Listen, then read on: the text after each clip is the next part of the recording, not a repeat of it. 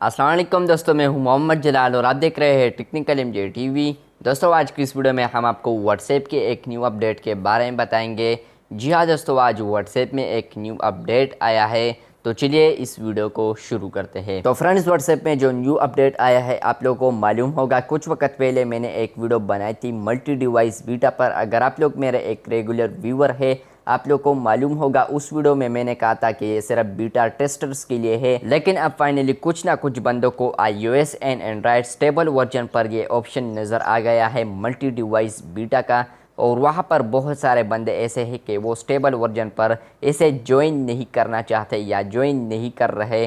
तो यहाँ पर व्हाट्सएप ने एक बात को नोटिस की है। तो व्हाट्सएप के मुताबिक लोगों को ये अंदाज़ा हो रहा है कि ये बीटा प्रोग्राम है, इसलिए वो ज्वाइन नहीं कर रहे, क्योंकि आगे हमें चलकर मसाइलों का सामना करना पड़ सकता है। और ये बात सच भी है, क्योंकि जो फीचर्स, अपडेट्स, प्रॉब्लम ये सब बीटा वर्जन में ही होते हैं। तो अगर आप इसे ज्वाइन नहीं करते, मल्टी डिवाइस बीटा को ज्वाइन नहीं करते, तो आने वाले समय में या आने वाले दिनों में आप लोग को व्हाट्सएप एक नोटिफिकेशन देगा या व्हाट्सएप आप लोग को एक पॉपअप देगा। वहाँ पर लिखा होगा कि मल्टी डिवाइस बीटा अपडेट।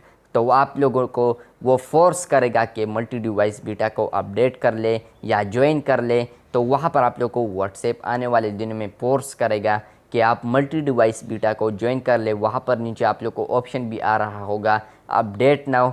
तो बस ये एक बैड अपडेट हो सकता है व्हाट्सएप यूज़र्स के लिए, क्योंकि अगर वो ज्वाइन नहीं करना चाहते तो, और ये बात व्हाट्सएप को समझना चाहिए, क्योंकि व्हाट्सएप पर जो लोग हैं वो इसे ज्वाइन नहीं करना चाहते, तो आप उसे ज़बरदस्ती उन पर क्यों ज्वाइन करवा रहे हैं। तो बस ये था आज का अपडेट, एक बैड अपडेट भी हो सकता है आप लोगों के लिए। तो अगर आप लोगों को ये वीडियो अच्छी लगी है तो बिल्कुल वीडियो को लाइक कर दें। जाने से पहले अगर आप चैनल पर न्यू आए हो तो चैनल को भी सब्सक्राइब कर लें।